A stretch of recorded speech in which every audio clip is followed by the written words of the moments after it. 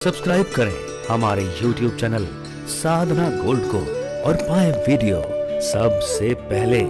और हाँ, bell icon दबाना ना भूलें। दो लोग हैं, दोनों के शरीर में बुद्धि भिन्न है, विचार भिन्न है।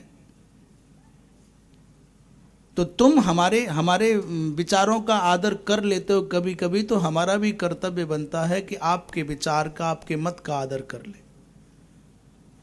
और सबसे बढ़िया तो माताओं को प्रसन्न करने का एक ही रास्ता है, नहीं भी माननी है तो पूरी बात श्रद्धा से सुन लो, भले ही कान में रुई लगा लो पर करते जाओ।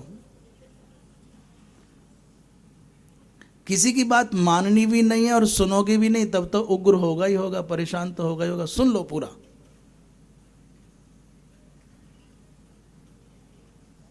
और बाद में सुनकर के कह दो कि देखो जो तुम कह रहे हो बिल्कुल 100% सही है, मैं भी उसी से सहमत हूं, पर वर्तमान की परिस्थितियां ऐसी हैं कि थोड़ा समय दे दो, जो कहोगे वही कर लेंगे।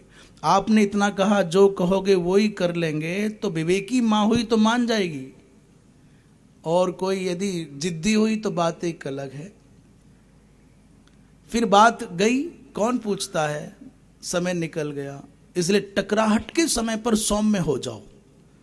समाधान परक चिंतन और समाधान परक आचरण और समाधान परक भाषण करना चाहिए, समस्या बढ़ाने वाली बात नहीं करनी चाहिए। जब कभी पुरुष बाहर से क्षुब्ध होकर के आवे, अभी कभी अपने कार्य क्षेत्र में कहीं नौकरी करते हैं, कहीं व्यापारिक क्षेत्र होते हैं, वहाँ से किसी ने कुछ कह दिया, कोई झमेला हो गया, कोई परेशानी हो गई, सारे दिन का थका हुआ आदमी आया है और टेंशन है। घर में प्रवेश करते ही चेहरे से समझ जाया ज्यादा थोड़ा रूखापन है, तो थोड़ी प्रसन्नता की मिठास घोल दो जीवन में।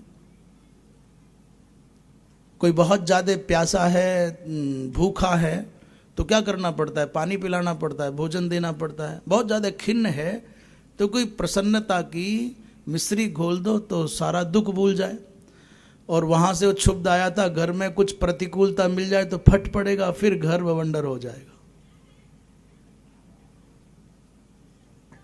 इसलिए विवेक की आवश्यकता है, समझदारी की आवश्यकता है।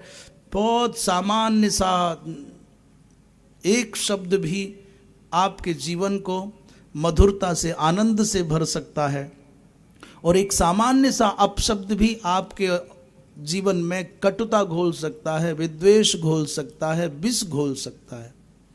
इसलिए शब्दों के प्रति सावधान रहना चाहिए।